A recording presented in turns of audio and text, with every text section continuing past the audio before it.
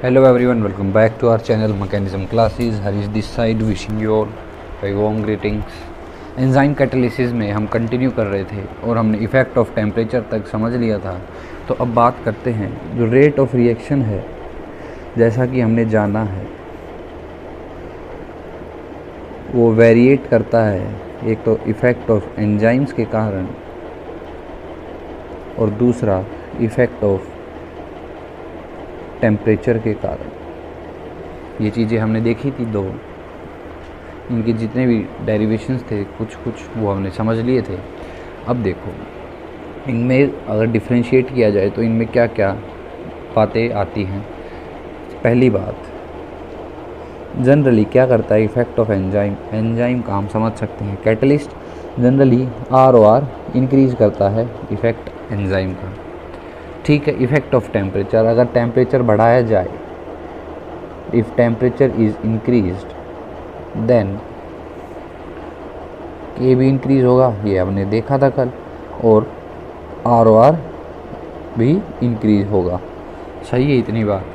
Use of enzyme से क्या फ़र्क पड़ता है, मैं कह दूँ क्या, एक्टिवेशन एनर्जी चेंज होती है और कहूँ तो और स्पेसिफिकली कम हो जाती है एक्टिवेशन एनर्जी, यानी कि चेंज ऑफ पाथवे।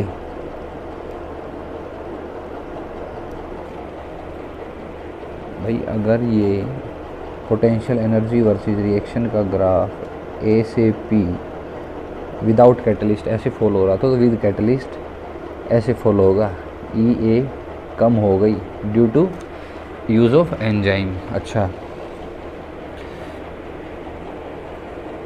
और यहाँ पर टेम्परेचर पर एक्टिवेशन एनर्जी का कोई इफेक्ट नहीं था। No change was such observed, no such change was observed. और जब चेंज ही नहीं हुआ तो नॉट चेंज इन पाथवे। सही है इतनी बात। अच्छा, अब इफ़ेक्ट ऑफ एंजाइम भी दो तरह से होता है, एक जब हो विदाउट एंजाइम, एक हो तब विद एंजाइम।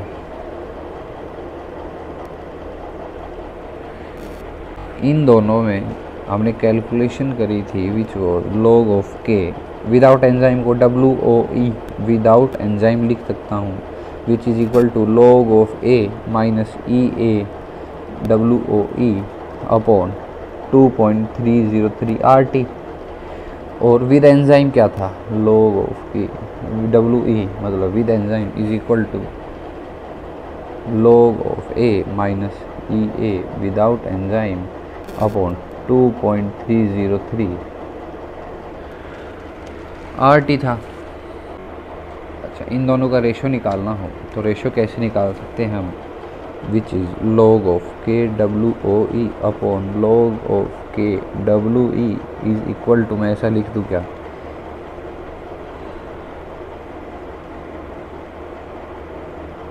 क्या कर रहा हूँ मैं, ये इक्वेशन सेकंड जो हमने ली है विद एंजाइम, उसको इक्वेशन विद एंजाइम, उसको इक्वेशन फर्स्ट विदाउट एंजाइम में से सब्सट्रैक्ट कर दे रहा हूँ। तो log A से log A कट जाएगा और बचेगा क्या, बचेगा हमारे पास EA WOE upon 2.303 RT minus EA without enzyme में से क्या कर रहे हैं, activation energy with enzyme minus कर रहे हैं अपॉन 2.303 RT। ये इसका रेशो आ जाता है। अच्छा, अब नेक्स्ट चैप्टर अब अपना बिल्कुल ख़त्म हो गया है। अब बस अरेनियस इक्वेशंस के कुछ इंपॉर्टेंट पॉइंट में डायरेक्ट लिखवा देता हूँ। Some important point of Arrhenius equation.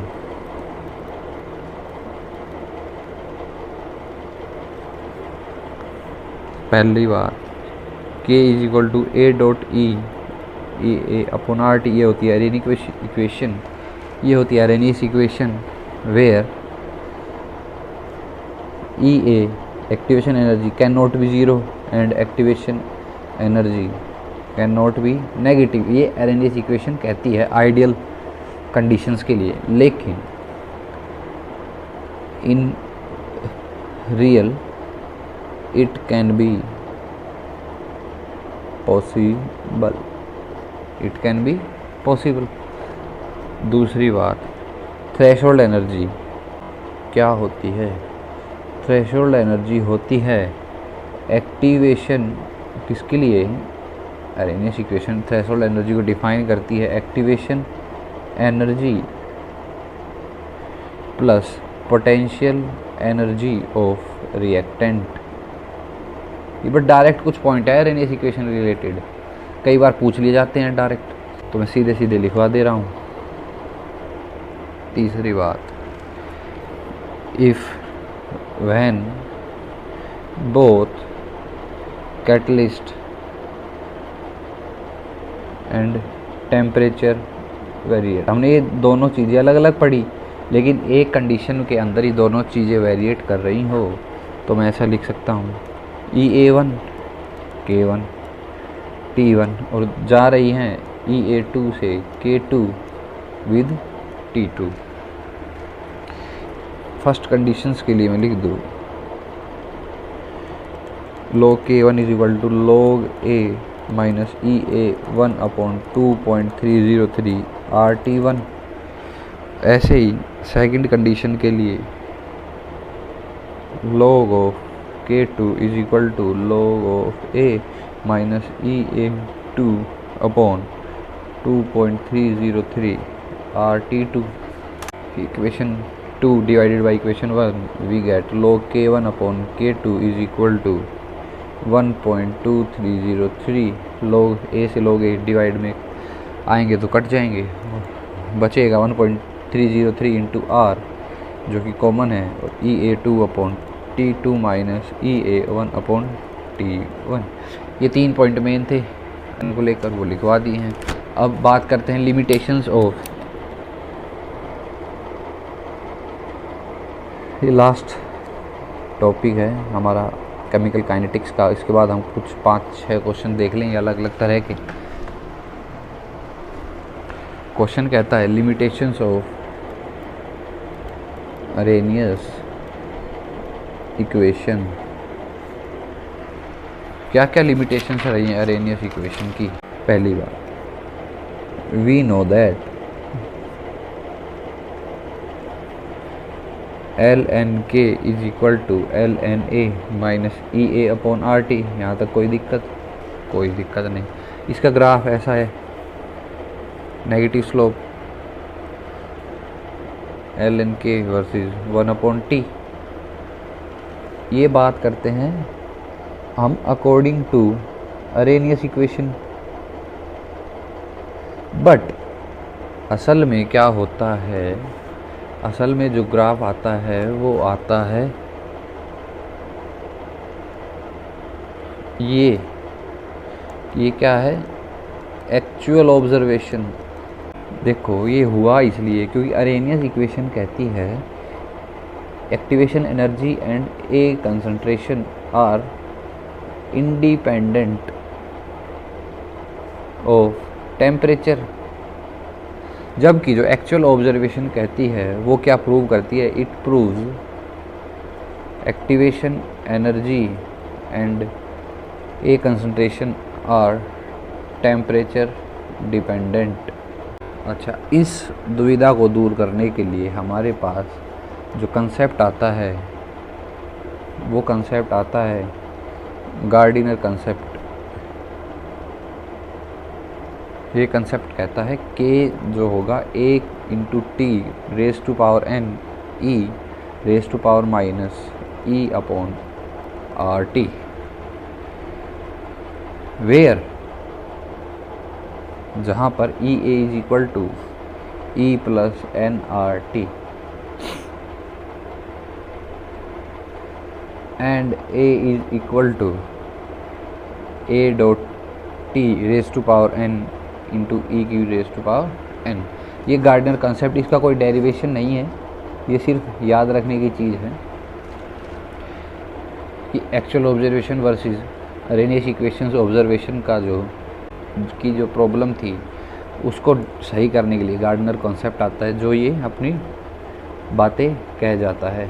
ठीक है, तो अब कुछ क्वेश्चंस कर लेते हैं। जितना भी हमने यहाँ तक पढ़ा है, कुछ मिक्स क्वेश्चन, कुछ अच्छे क्वेश्चंस हैं।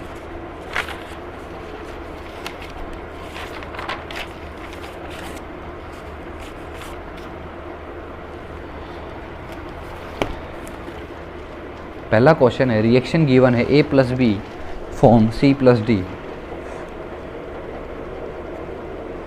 रिएक्शन है A + B form C + D and given है rate is equal to K × A⁴ into B⁴ यहाँ से मैं ऑर्डर ऑफ रिएक्शन निकाल सकता हूँ क्या? ऑर्डर ऑफ रिएक्शन होगा 1/2 + 1/2 which is equal to first, यानी कि रिएक्शन जो भी है ये फर्स्ट ऑर्डर काइनेटिक्स फॉलो कर रही है। आगे क्या कह रहा है सवाल, starting with initial concentration of 1 mole of A and B, A0 and B0 कितना गिवन है? 1 mole. What is the time taken for amount of A, T पूछा है क्या जब A बिकम, A कितनी हो जाए? 0.25 मोल।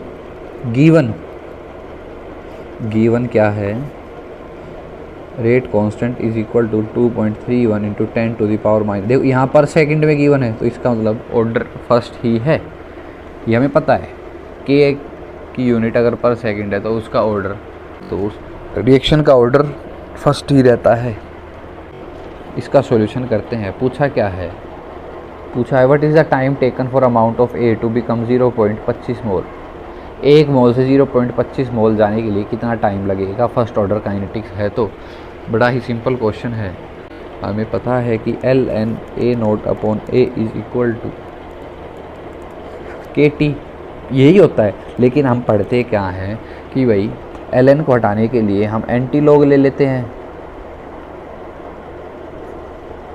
तो वहाँ से जो इक्वेशन निकल कर आती है वो आती है A0/A is equal to e⁻KT। यहाँ से A की वैल्यू आती है A0.e⁻−KT। ये हमने पढ़ रखी है फर्स्ट ऑर्डर काइनेटिक्स के लिए, लेकिन बात होती है यहाँ से शुरू। तो इसी फॉर्मूले को यूज़ करते हुए ln A0 कितना की कंसंट्रेशन है? 1, फाइनल कितनी है? 0.25 जा रहा है, is equal to K given है 2.31 × 10⁻³ पर सेकंड इनटू में T।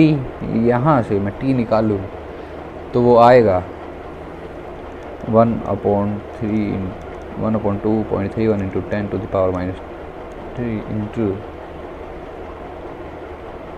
ln of 1/0.25 and T यहाँ से कैलकुलेट करके आ जाएगा 597.40 सेकंड, जो कि अप्रोक्स है 600 सेकंड के। हो गया ये question. Next question, the time for half life of a certain reaction.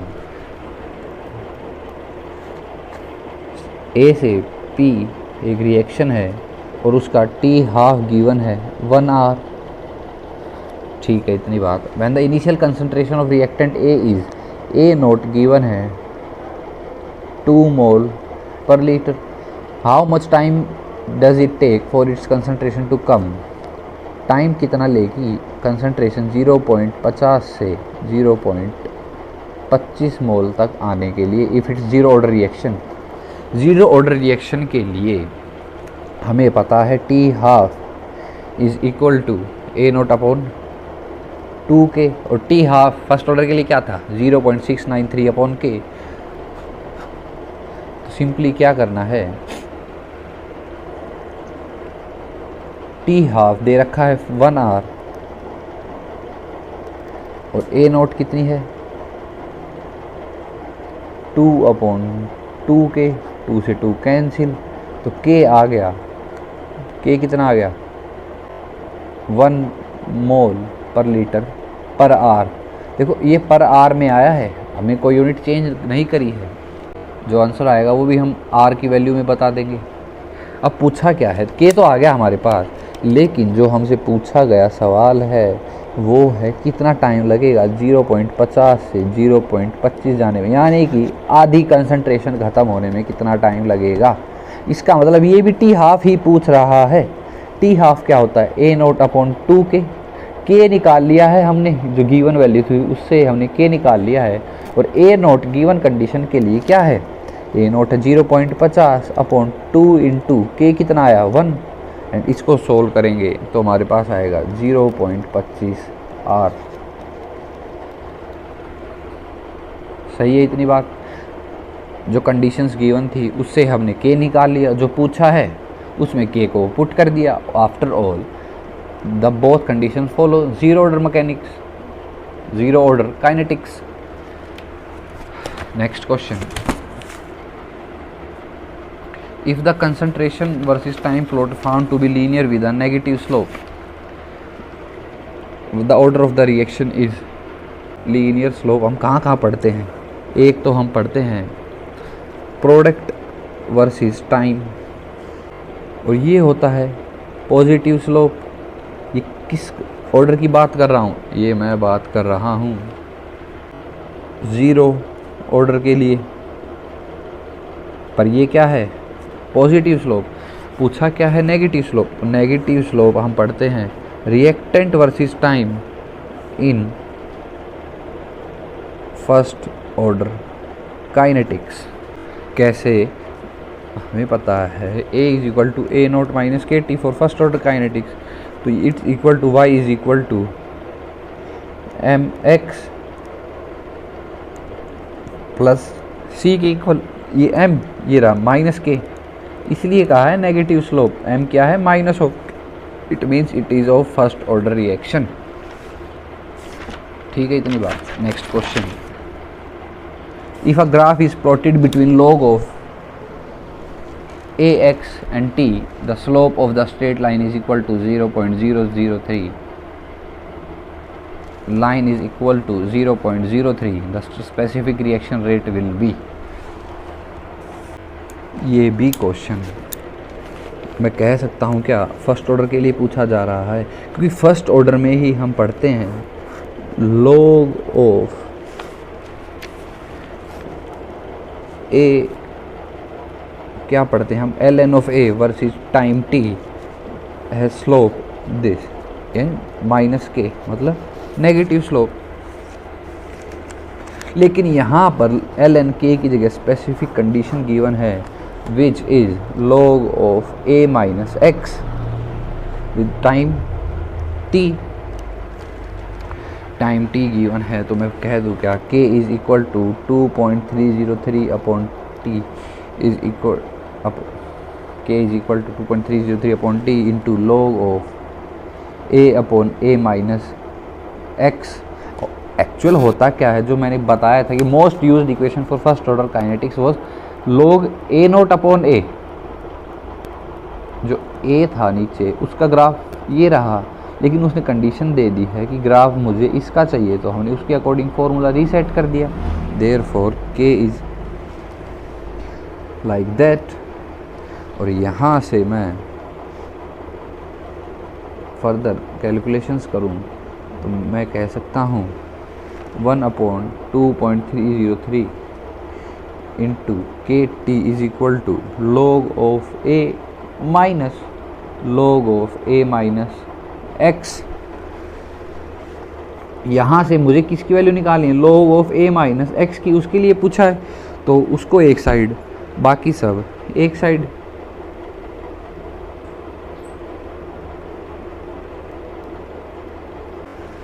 और ये किसका फॉर्मेट बन गया, y is equal to m x plus c का।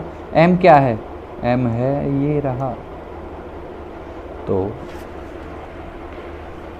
और स्लोप गिवन है मुझे, m गिवन है 0.03 विद नेगेटिव साइन, यहाँ पर भी नेगेटिव है, तो इसके इक्वल मैं पुट कर देता हूँ -1/2.303 इंटू के, माइनस से माइनस कैंसिल।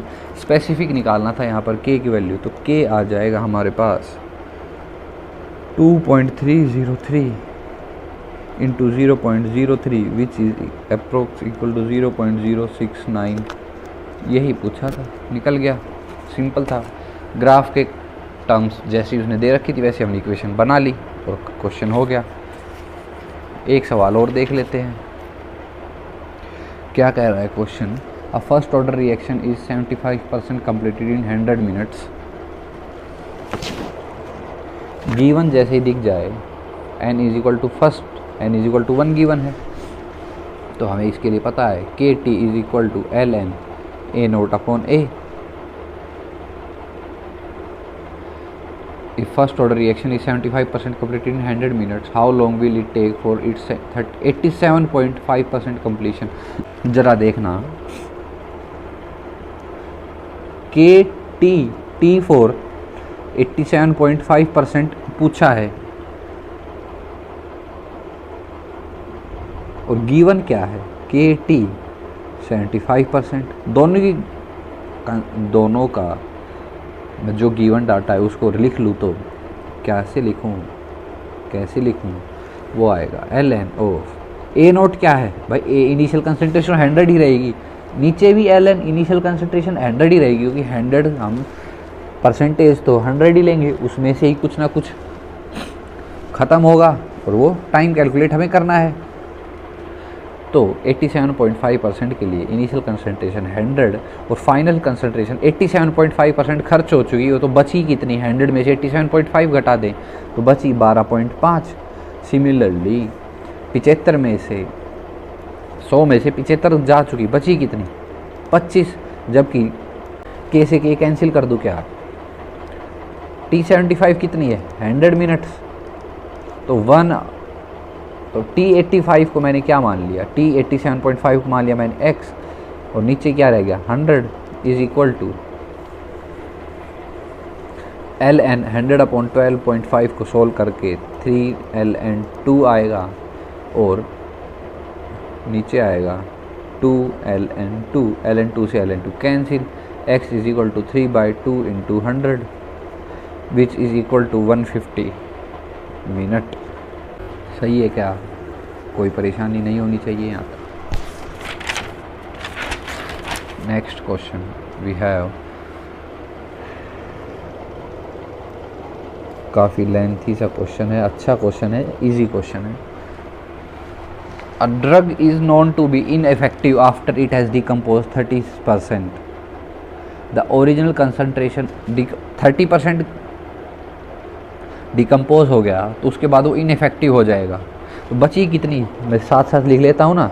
70% के लिए मुझे अब बात करनी होगी, 30% तो उसने डिकम्पोज कर दी, मुझे अब बची हुई कंसंट्रेशन 70% के लिए बात करनी है उस।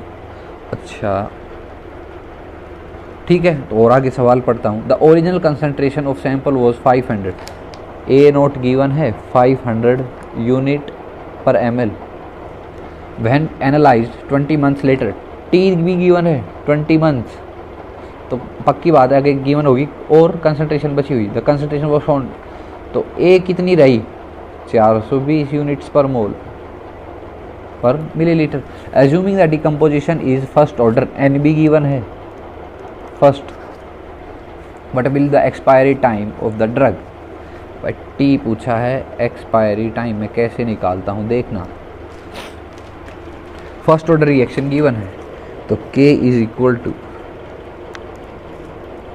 2.303 अपॉन 2। भाई मैं टी एक्सपायरी पहले मैं बता रहा हूँ, टी एक्सपायरी निकालना है वो मुझे 70% के लिए निकालना होगा बस, क्योंकि 30% तो उसने डिकम्पोज कर दिया, बचा हुआ 70% वो एक्सपायरी टाइम ही है। तो k is equal to 2.303 upon 20 क्या है, टाइम गिवन है, into log of 500 upon initial concentration upon remaining concentration is equal to, ऐसा आ गया, एंड k यहाँ से आएगा 2.303 upon 20 log 50 minus log 42 and k is equal to, यहाँ से कैलकुलेट करूँगा तो मैं 0.0087 पर मंथ का डाटा आ गया हमारे पास k का। और पूछा किसका है, टाइम पूछा है एक्सपायरी का, 2.303 अपॉन टाइम कितना आ गया, अपॉन k कितना आ गया 0.0087 per month into log of 500, initial concentration तो 500 रही, लेकिन 350 सॉरी, लेकिन मैं यहाँ पर 420 नहीं लेऊँगा, क्योंकि 420 थी 30% के लिए, उसने दे रखी 30% के लिए। अगर मैं 500 का 70% निकालने चलूँ तो कितना आएगा, 350 निकालनी हमें 70% के लिए थी, तो 420 की जगह हमें 350 पुट करनी होगी। बड़ी सीधी सी बात है। तो टी यहाँ पर एक्सपायरी डेट आ जाएगी 2.303/000087 log 500/350, मतलब log 50 - 300, एंड इसको कैलकुलेट करेंगे तो अप्रोक्स 40 to 41 मंथ इसकी एक्सपायरी डेट आ जाएगी।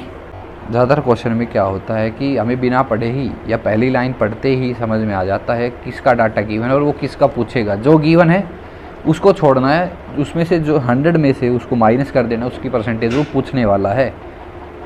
ठीक है, इतनी बात। तो ये कुछ क्वेश्चन हमने डिस्कस कर लिए। केमिकल काइनेटिक्स हमारा पूरा हो गया चैप्टर।